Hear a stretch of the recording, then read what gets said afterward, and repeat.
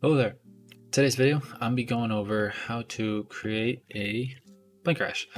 I got a few comments saying they wanted me to do the physics tutorial with the actual plane embodiment, which is cool. I was going to do this. If you want an extended tutorial explaining everything and every little step I do, and this link popping up is going to send you to a very long tutorial that took a lot of time, but it explains everything very thoroughly. So if you have any questions on anything, they're most likely answered in there.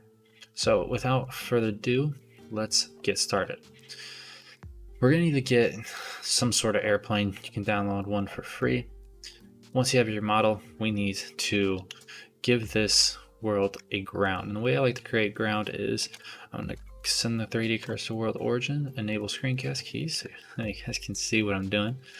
And I'm going to go Shift A, and then I'm going to add in a plane. I'm going to scale said plane out pretty wide. SX, cool. So now we have kind of like this runway thing this plane can go on. And to create a quick ground, just give it a displace, click the new texture in there, and clouds. Nothing's going on because we need to give this thing a lot of loop cuts. Boom. So now we have this. I up the size and this too. Just mellow it out so it has a little bit more ground, and I think that's pretty good. So now, time to get started on the plane. So the way the plane works is we need to create a rig that kind of fits out this shape of our plane. And for this plane, we have kind of like a cylinder middle, and then we have kind of cubes on the side, and we have cylinders for these engines, and the wings and everything are cubes. So I'm gonna go Shift S and cursor to selected with this airplane selected. I'm going to rename this plane to ground to keep things organized. I'm going to move it to a new collection called settings. So now we have this thing here. I'm going to go Shift A. I'm going to add in a cylinder. I'm going to go RX or Y90. Just bring it up a bit so it's in the middle of this. Scale it out. SX there. I'm going to go Shift D, move this along the X, and I'm going to grab this part right here. I'm going to scale her in all the way in GZ, so it's kind of like fitting out the rough estimate, kind of like how the plane looks. So I'm going to go Alt Z, which is my X-ray mode. If you don't have X-ray as your hotkey for X-ray, then this here brings you into X-ray. And I'm going to go select this front piece here. Control S, and then I'm going to add in another cylinder right here, RY90 if you remember, scale her out. Now you could add more cylinders here if you want. I'm only going to do 3 because I don't want to break this plane up too much. I only want like 3 main chunks, and then, or chunks. And then I'm going to go down, I'm going to scale this down here. Cool, and E to extrude and scale this in GZ. Alright, cool. This basically gives us like a fairly rough rig. I'm going to select all 3 of these cylinders here, and I'm going to go add new collection and type in rig, just to keep things more organized. And I'm going to click rig here, and I'm going to leave it. So anything I add in will be the rig, because we got to rig out the other pieces here. Last thing I'm going to do is I'm going to go through here, and I'm going to give this a rigid body, set it as active, shape mesh. I'm going to select this ground, rigid body, passive, before I forget, and change the shape to mesh as well. I need to do this for each of these cylinders. I'm going to do it ahead of time here before I forget. Convex hull, mesh. Rigid body, convex hull, mesh. Cool. So all these things now are all meshes, so if I press play, they do that for some reason. Okay, if you have this problem, remove your residual bodies and then re-add them.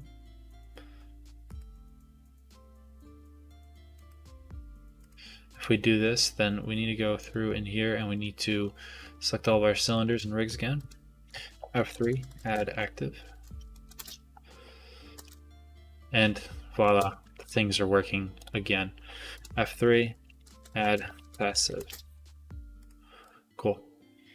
Now I'm going to change these back to a mesh.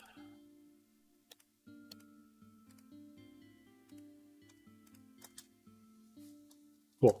They're all working again, which is what we want. It's a quick little debugging practice you can do. And now we need to give these sides of the plane an actual, the wings of the plane, some hitter, some rigs. So I'm gonna select the part of this this whole entire ring. Go Control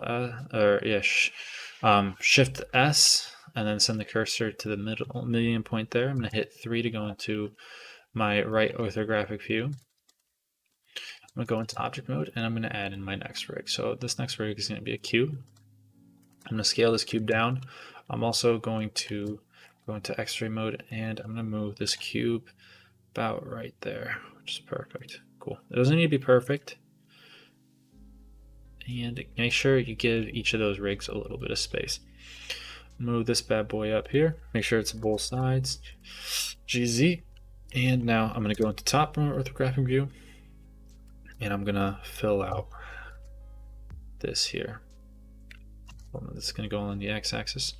Doesn't need to be perfect. It can stick out just a little bit if you want to. It's not going to ruin anything really.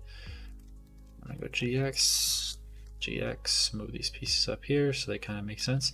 And this little piece here, just to keep it nice, we don't want things sticking out too much because it will interfere with the physics. Well, it won't make it look like, you know, an actual plane crash. I'm just going to add in a loop cut here and scale it in. Cool.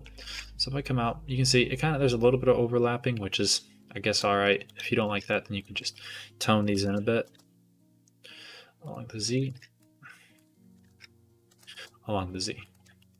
And then I'm going to tone this part in here. Actually, because it's like a wing. There you go. Cool.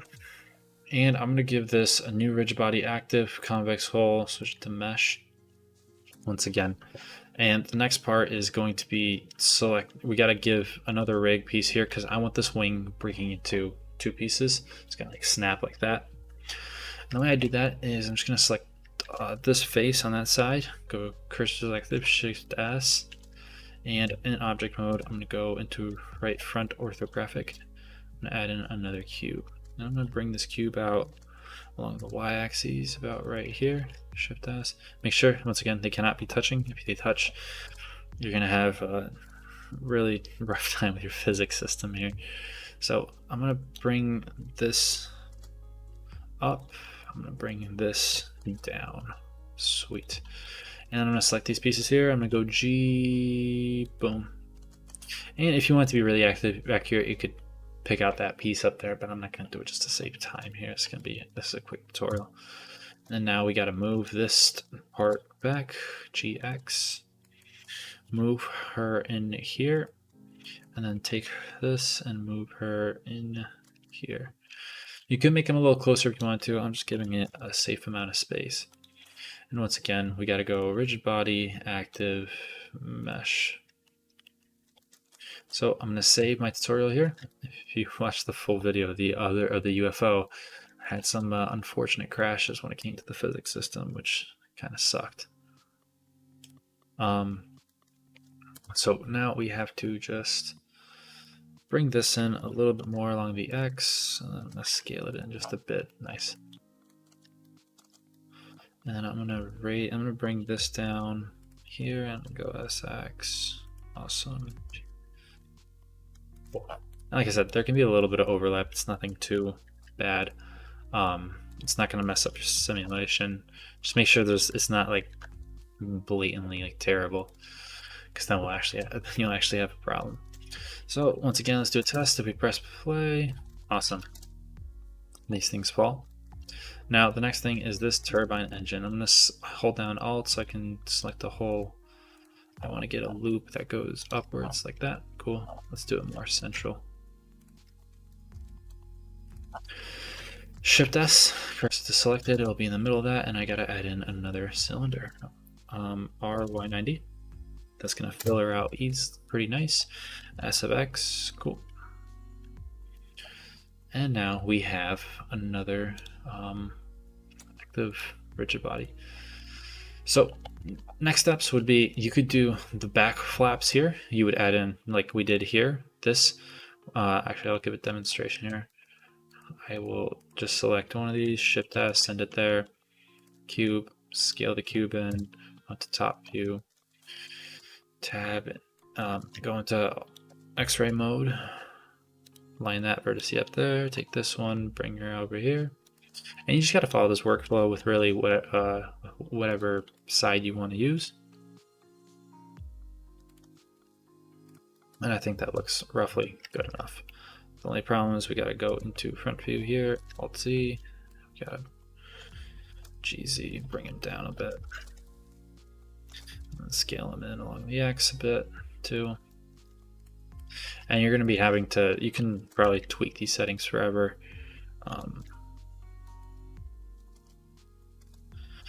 SC, GZ. And you could probably tweak these settings for probably like eternity, but to save time, I'm not going to go too accurate. And you could do it, and this workflow we did here, you can do it with this top flap as well. And it'll be perfectly fine. So as you see, all these rigs are in here, which is what we want, and they all have a rigid body well, rigid body, not rigid body constraint, because that's this part coming up right now. So we need to combine these pieces all together, and the way we do that is using the little empties. So I'm gonna go cursor to selected here. I'm gonna add in I'm gonna throw in an empty. Now this can be any empty. I'm gonna use the plane axes. GY 3, and then I'm gonna go, and you want this pretty much in between our two connecting parts, and we're gonna give this a rigid body constraint. And then next is gonna be, we gotta put this in between a few of these pieces. So I'm gonna go Shift D, and it needs one there. GZ, boom. Shift D, G in between these two here. I'm gonna go GX, cool. And now we have a rigid body constraint in between all these. I'm gonna take this airplane, the main mesh, I'm gonna hide it. So that's how our rigs look so far. The last part is I gotta just move one back here. And it needs to just be in between these two. Cool. So now we need to select each one of these for a first and a second. So the first one is always going to be kind of more towards the center. This is the center of, this is like the centerpiece. So if you follow the thing, so this one will be the first, this one would be the second, where everything is following the center. So I gotta select this empty here first, and this is the second. So I believe each one has its own connector. And what I like to do with these empties, I'm gonna select these empties here. Select these empties right here, all the ones that we just created. So it's 4 of them, I believe. 1, 2, 3, 4. And then I call this into connector. So that'll be our connector group. So a cool little neat trick is I'm gonna select this main center cylinder here. I'm gonna go Shift S, cursor to selected, and I'm gonna select all these outside pieces here with the connectors as well. Not this main cylinder, just this outside piece. I'm gonna press period, which will change our pivot point, 3D cursor. I'm gonna go Shift T, Control M, Y. And that's gonna mirror it on the Y side. And each one is now connected to its own specific thingy. Move this down, maybe it's a little too close. You don't want things too close. Cool. And now we have this thing pretty much filled out. The last part we need to do is Shift S, and we just need to add in our empties into here. GX, put this one in between. You could bridge that gap a little bit better than I did. Just a little bit lazy on that part. You could do like 4 or 5 of these broken up if you want the plane to kind of like break up into 7 pieces. And the first will be the same on this one, and then that. So let's save, and let's drop the thing. So it goes through the ground. That's because we need to give it a mesh as a passive. And welcome back. I fixed whatever the problem was. There was an issue with the mirroring. Hopefully it doesn't do that all the time. Sometimes it does that, other times it doesn't. So if it worked for you, then that's cool. If not, then you kind of just have to go through manually and re-add the other side of this rig, which I had to do. So pretty much now we have this rig. It should be all connected. All the connectors should be working. You want these connectors organized in the future. I will take this take this moment to acknowledge that. Make sure it's good that you have all the connectors in here, because in your constraints under rigid bot world settings, this connector here collection with all your empties should be in here to just keep everything organized, and that'll allow the constraints to be to work. If your constraints don't ever seem to work, check here. Maybe that's why. So the next step here is we have this thing falling, and it's falling together, which is awesome. I'm going to unhide our plane, and we're going to select all these rigs, and we're going to parent it to this object key transformer. Oh, sorry, it's the other way around. Whoops. Well, that happened. Welcome back. Hopefully you didn't have any errors and you were just able to skip through that part, but if you do have errors, that might be because, and it does that flip, it's because of the mirror. Sometimes the mirror thing doesn't want to work for me. Hopefully it worked for you. If not, you gotta go in through manually and just add all these pieces back together. It just kills a little bit more time. I'll take a moment to acknowledge also that it is important that you have your empties all together. So in case you need to delete your rigid body world settings, make sure that constraints tab has all these empties in there, because that's very important. If they're not in there, then your simulation won't work. The collection is just whatever the regular rigid world is. So next part is going to be unhiding our airplane. There she is, and we're gonna take our airplane mesh and we're gonna select this middle what do you call it, this middle piece here. So we want the airplane in yellow, and then I'm going to select this middle mesh here, and now you want that middle piece in yellow too. I'm going to go Control P, set parent to object, remember, with this rig piece as the bright yellow one. So now our airplane falls with our simulation. That looks pretty good so far. Next is going to be, I like to throw in a thing that kind of controls the ship, airplane, whatever, and I'm going to use empty in this case. And it doesn't need to be too big, it doesn't need to be anything. It's just going to control our it's going to be like just our controller. So I'm going to do this to our settings, because it's going to be part of the settings. I'm going to rename this to control. With this control, what we're going to do is select our whole rig, and this is why it's important to organize. And we're going to set a parent object keep transform. My screen cascades were disappeared. Hopefully that. So I just did Control P and then I did object keep transform. So now if we're on frame 1 and I go G, you can see everything moves along with it. Awesome. So now we're ready to animate. The way we make an animation now is we're going to save, because we made a good amount of progress and we don't want this thing crashing. That would suck. I'm going to add in a keyframe at frame 1 right here. Awesome. Location rotation, I pressed I. And then next is going to be G. And I'll move her down here. I'm going to go RX, RY, and RZ. Like it's making it kind of like a, not a nosedive. Oops. We want to add that keyframe in about 20 frames later. So I got to jump 20 frames ahead. GX, GZ, it will not follow you if that's all you've changed. And then now I'm going to rotate along the Y, RX along the X, RZ along the Z. Cool. Alright, keyframe. So if we press this, it crashes. Well, why isn't it following? That's because we need to give this an animation keyframe. So what I'm going to do is I'm going to remember which keyframe I schedule this on. So I'm going to zoom in on this timeline here, my middle mouse button. Gotta keep enabling screencast after each crash.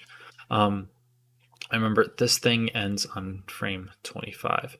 So what I'm going to do here is I'm going to save. I'm going to go to frame 23. And I'm going to select one of these rig pieces, possibly the cube. And I'm going to go into my physics settings here. And actually, let's select all of them because it'll make things faster. We're going to select the whole entire rig collection.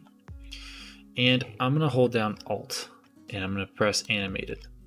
This holding down Alt is kind of like a cheat code in Blender that it'll give it to every single mesh selected. So I'm going to hold down Alt again and I'm going to press this button here. So that means each one of these has a keyframe here. And then I'm going to go one step forward in time. I'm going to hold down Alt, uncheck, and then hold down Alt again and press this keyframe. So now we should have something like this. Awesome. I'm going to save once again. Saving is really important because, oh my gosh, it sucks when this thing crashes on you. So now we have this plane coming in, but it does this weird stop motion. If you watch the other tutorial, then you know that you need to go into this timeline. Press T, layer, and cool. It's a nice single fluid motion. So why is the movement so slow? We can either move this thing back a little bit. So we can take this, we can select this whole entire piece and just go GZ. You gotta select everything, remember that. And then I can go I, location, rotation, and then we can press play and you can see it comes in a little bit faster with a little bit more heat. Maybe like that, maybe you don't. It's all up to your personal preference, but for today's video, I think that will suffice. Awesome. And if it's going so fast, maybe it's going through the ground or whatever, or anything like that, you can play around with these steps with this here. If you want to know what these mean, click that link in the description to that full tutorial and just skip to when I'm testing the crashing stuff. That will, I explain these settings very well. So now we have this thing crashing. I love how fast it's going. The next step is we're gonna just bake. But we're not going to bake yet. We need to break this thing apart. So remember those connectors, they're going to come in handy. So right here, I want this wing. All right, so as you can see, it crashes here. The wing kind of, what do you call it? The wing breaks off because it kind of has this like hard bounce. So I'm going to press this button here. I'm going to press that there, which is linked with this connector. So if we go back in time, here, see that's the connector that bridges between those two pieces here. And I want it to break off right there. So how do we do that? Well, we gotta go back into our physics tab with this connector selected. And we're gonna keyframe breakable. And I'm gonna go a frame, it's gonna crash again, eh? Welcome back. So a few crashes, like 1,000 crashes later, we're back to this spot. So if you remember, this is the save right here. I've been saving pretty avidly, so I've been losing too much progress. So this is the connector in between both these wings here. What we got to do is right here, right when I want it to break off. So I want this wing to break off about right there. Cool. I'm going to keyframe this breakable, and I'm going to go a frame forward, and I'm going to check this breakable, keyframe it, and bring the threshold down to 0. And I'm going to save. So now when this thing comes in, you see the wing just goes flying off. So we can do this with a few other parts. I'm going to have the front of this massive airplane also break off. So I'm going to go here, and I don't really need the mesh, so I just hit the mesh with H, and I want this thing to break off around right here. So I have that connector selected. I go I, one frame forward. It's going to crash again. So it's very important to save. So I'm going to go through it. I'm going to break some things apart to save time on the video. And I'm going to go through all these crashes. You should do that too. just keep on saving, man. It's gonna be brutal. So I found something that I like so far. I think it looks pretty neat. This thing breaks off. Just put the breakable in that, and this little piece breaks off. So next steps are gonna be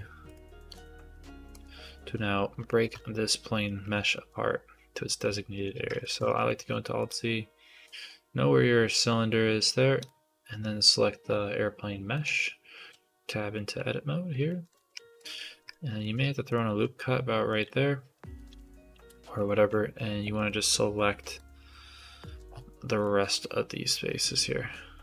Yeah, that'll be good. And go P, separate by selection, just what we want, and I'm going to select this mesh that we selected. I'm going to save, and I'm going to go Control P, keep object, transform. So now that mesh is going to be transforming with that. And I have this wing here break off, so I'm going to select our airplane mesh once again. I'm going to go in, I'm going to add in a loop cut about right there, which is where I believe the mesh ends up there. Oops, so I'm going to add in a loop cut about right here. I'm going to go C, and I'm going to select all the rest of these things here. So, and I'm going to go P, edit mode, separate by selection, and I'm going to parent this to its rig. I'm going to save once again, and now if I press play, hopefully it doesn't crash.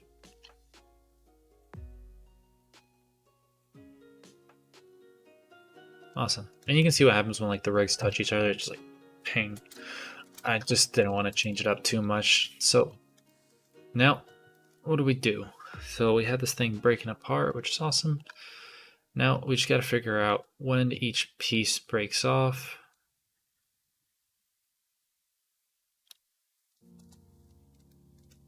So there's a thing that happens about right there. If I select this guy right here, it happens at 55. So right at 58, I'm going to go select this front piece here. That's the main mesh. I'm going to select this front piece of the airplane. I'm going to go F3, quick explode. Cool. And this thing shatters on impact. And what I like to do, I went over this in the other tutorial, is I bump this up to about 1,000 pieces. And I spread this out with it for a few, to about 75 or whatever you want to do, just so it kind of like it hits the ground and it like breaks up over time. I'm gonna change the lifetime to about 200. The source is gonna be that. The velocities, I go over all these more hands-on and more in-depth in the actual tutorial here. And now we have this. That should happen. You see it breaks. Awesome. Why does it go through the ground? We have an active body here. That's not good enough. We need to add in a collision system here. Increase the damping to about 500. And give it a little bit of friction.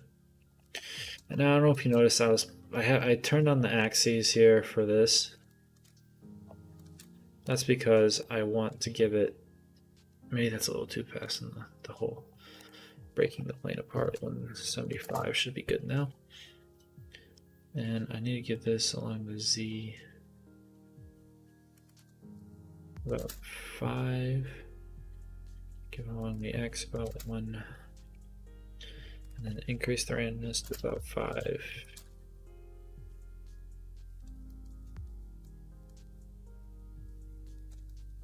You see it kind of follows along its pattern. And I don't know why that thing just did that. Sometimes it's a little weird. The physics system can be absolutely retarded. Like, what is that thing doing?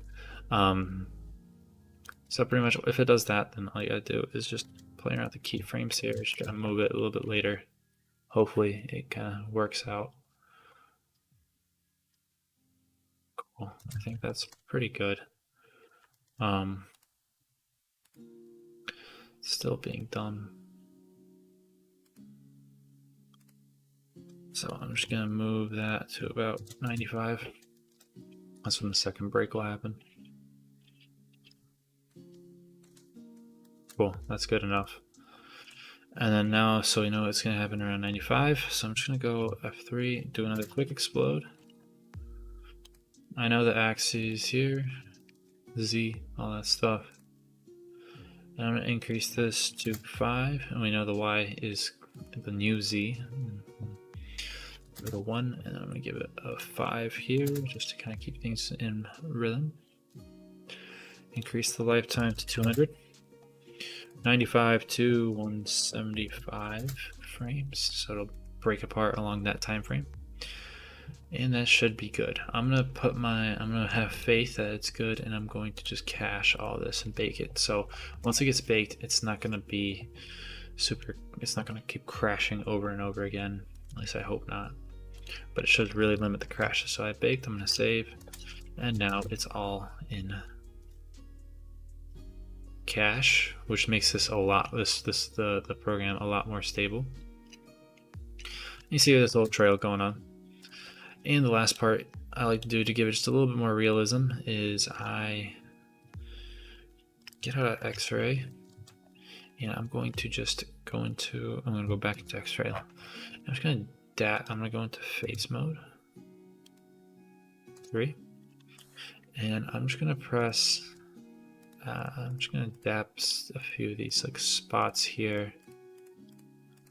And the reasoning for that is because I want this thing to also like kind of break up as it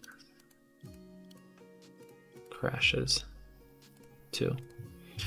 I'm gonna go P separate. I'm gonna select this, and I want this around like right here. I want it already to start bleeding little pieces. So I'm gonna go axis so I can see the axis of this thing. If I can find it. There it is. So there's its Z. I'm gonna go object quick explode again, and this one is I'm gonna have it go with a full duration, so 250, and I'm gonna increase the number to 10,000 particles. 250 lifetime, save, and I'm gonna jack the Z up pretty high. I'm gonna go 10. Y will be about 4. Randomness will be about 10. So I want pieces just like flying and going everywhere, making it look all cool and stuff. And I'm going to cache this to save myself problems later. Caching goes pretty fast. So if you're having a lot of crashes, it's probably better just to cache often. So now when we crash, yeah, you can see now we're just having like particles everywhere. There we go. That looks really good. Go out of X-ray mode. We can kind of see how it looks without X-ray. Hits the thing, the front breaks off. Now this thing's just bleeding particles. Don't trust the physics. That happens sometimes. And then, yeah, I think it looks really freaking good. Yeah, and more particle emitters like in that mesh. So now we have this thing breaking up. It's all cached, so you can see how smoothly my application is working. All right, so next I'm gonna throw in a quick particle system, yeah, on the ground. So the way I'm gonna do that is I'm gonna take the ground, Shift D. I'm gonna rename the ground to paint because it's gonna turn into a paint. The full tutorial is in the link in the description, and that will have everything. You don't need the rigid body passive anymore because it is baked. Well, it's to the ground is already done. So this one's gonna be dynamic paint, canvas. We're gonna add a new canvas. Anti-aliasing, paint, weight, dissolve, uncheck slow because it's terrible. I'm gonna do 15. I enjoy 15. It works. Make sure you give it an output vertex group. You gotta check that plus there. And don't cache anything yet because there's nothing to cache. So now I'm gonna select this main mesh. I'm going to select all of our airplane meshes. So they're all in this collection here. Very nice and convenient. I'm going to hold down Alt, Dynamic Paint. Still holding Alt, Brush, Paintbrush, Mesh Volume, Proximity. And that should be good. I believe all these should have it. Oh, no, they don't. So unfortunately, that doesn't work. It only works for data. So you got to go through, or like not the not for enabling a physics system for everyone. So you gotta go through and enable a dynamic paint brush, add brush to each one of these. I think there's one I'm missing. It's this one, yep. Dynamic paint, brush, cool. Add brush. So now I believe holding down Alt should work. So I'm gonna hold down Alt, volume mesh proximity. But I need to have some other ones also selected. So I'm gonna hold down Alt and do this, cool. Yeah, see, only the data like in it. And I think you can play around with these values. I never really saw too much of it wasn't too useful doing that. So I'm gonna go back to our paint. I'm gonna increase the substeps to about 1 just to get it a little bit more accurate. If you get that error with the app, make sure you resave again because you'll lose your data. That means you had a fail save, like a corrupt save. So now it's really slow, and we're gonna be putting the computer through the ringer. So before we put it through the full ringer, I'm gonna start from the beginning. I'm gonna save again. Go into my modifiers tab with this paint selected. And I need to add in these modifiers here: vertex weight edit, vertex for DP weight. We want to allow it to remove that group. We're going to add in a mask. The mask is going to have the DP weight modifier, and then finally we're going to add in a displace. And this displace is going to have, well, I'll show you in a second. So we got increase the mid-level to 1 in order to get that detail here. And you can see the group remove thing works. And we're having this kind of like cryptic thing going on. It's pretty cool. Okay, so we have it. Now with this paint selected, I like how that looks. We're gonna go and bake our simulation. So it's baked. You can see it's sped up a little bit, but the more important thing is it isn't gonna keep crashing on us. So now with our paint selected, we're gonna go into here, we're gonna give it a particle system. And if you want the full explanation of what I'm doing, how I'm doing it, why I'm doing it, then I have the other tutorial in the link in the description that goes through everything very basically, and it's a lot easier because I use a UFO. I'm gonna go in here, give it I'm gonna enable an axis so I know which way what we're dealing with. So Z, X, Y, cool. And I'm going to go 5 on the Z, 3 on the X, 3 on the random. Don't worry about object velocity. And the physics, I'm just gonna have particles. So when this thing crashes in now. When is the first dynamic paint? About 42. So at 42. Need to be perfect.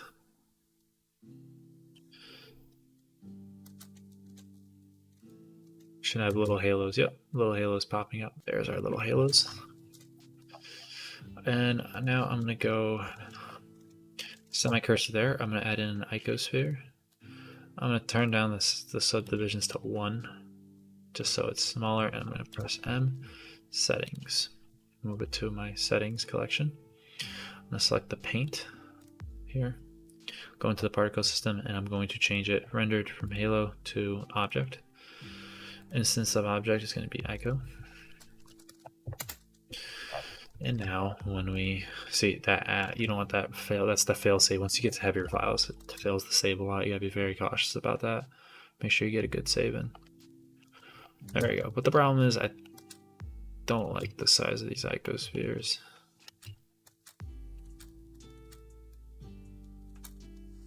And they're also, I want them to go higher. So I'm gonna give it a Z of 10. Maybe that's a little aggressive, but we'll see. I'm also gonna change the size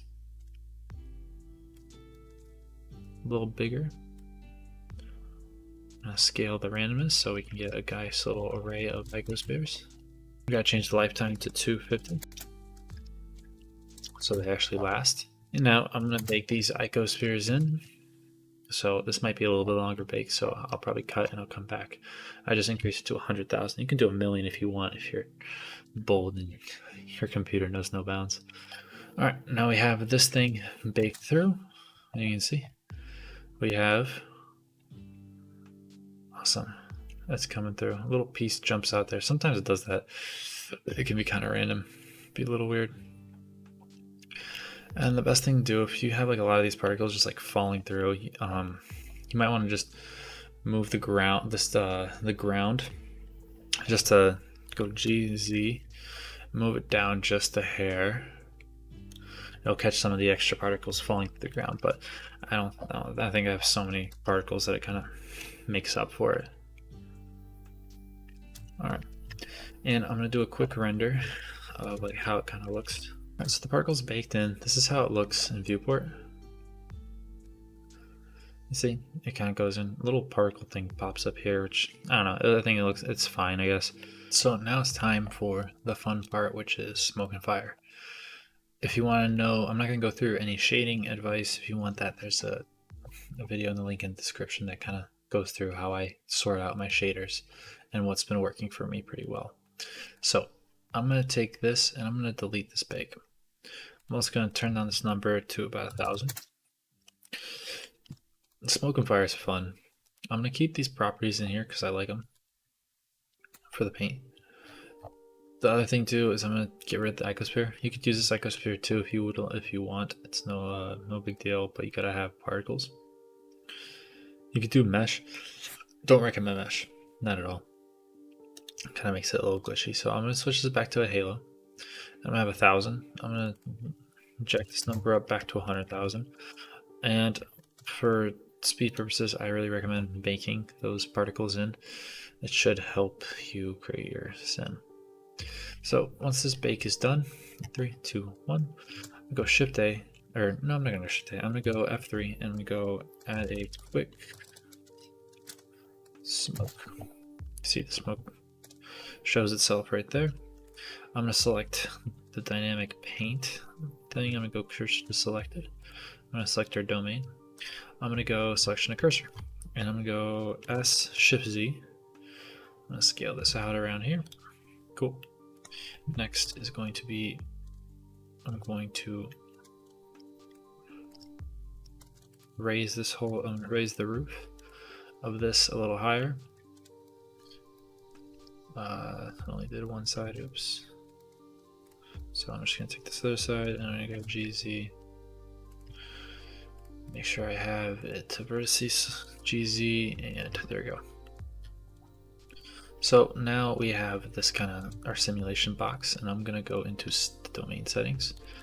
And now you can just go 128 for resolution divisions. It's important that you select your dynamic paint here. You go into the flow, change it from smoke to smoke and fire if you want fire in there. And then flow source, make sure it's the particle system. And that's all you need. Don't touch the initial velocity. I really don't recommend that. That's like my only word of advice. It'll mess this thing up pretty well. At least in 2.9 and in my Blender world, I guess. So now if we replay this, we should have a little cute smoke simulation popping up. There we go. There she is. Which is pretty cool. That little particle thing that pops out there, that will be the only minor inconvenience. You might just have to delete the paint and rebake. So, but overall, that's looking pretty freaking good. So I'm going to select this paint. And you can go, actually I'm going to select the domain, and then what I recommend for this is go adapt to domain, obviously. Change the buoyancy of the gas probably down a bit, so like 3. Obviously enable noise, dissolve, both those are very nice to have on your things. Do a slow 25. I want it too fast now. Noise is fine the way it is, and then reaction speeds, that depends how much fire you want. Higher values, less fire. Lower values, more fire. Flame smoke is just more smoke. Change the vorticity to about 1, just to give it a little bit of randomness. You might want to jack this up to a 2. Maybe not for a final. If you want to do a final, you'll probably have to double that again. I just find that's what works for me. And this paint here we have, change the sampling substeps to about 7. That'll make the simulation very, very accurate. If you keep the substeps low, what's going to happen is you're going to have these like little balls, like little like little boxes that are there, you're gonna have like these things pop up and they won't be together. If you want it very high res, you gotta increase the sampling substeps in this, and also or the adaptive domain, add a resolution and a margin, and then you can bake that out and you have a smoke and fire simulation for this. I'm not gonna bake it out just because that's gonna take forever. I'll let you do that, play around with the settings, and if you want better, more of an understanding of these settings, then my other video with UFO has those. The last thing too is you're gonna need a shader. If you don't have a shader, I have a video on how I create my smoke and fire shaders. It's a quick video, way shorter than this, and it goes through how I set up my shade. It's easy to pick up, but yet it gives you so much complexity and variability. That's the word. English is hard. That you can really mess with the smoke and look really, really cool, and also have it very, very high res. And I explain all that in that video, in that little like 8-minute video or so. But other than that, this is the plane crash. It crashes. You have to bake the smokes, you gotta add in the fire and all that stuff. I did that a few times. It's fun. I'll put up some videos of plane crashing, UFOs crashing, helicopters crashing, and how you can attain that using this this workflow, this way of doing it. So if you enjoyed the video, leave a like, subscribe, and I'll catch you in the next one.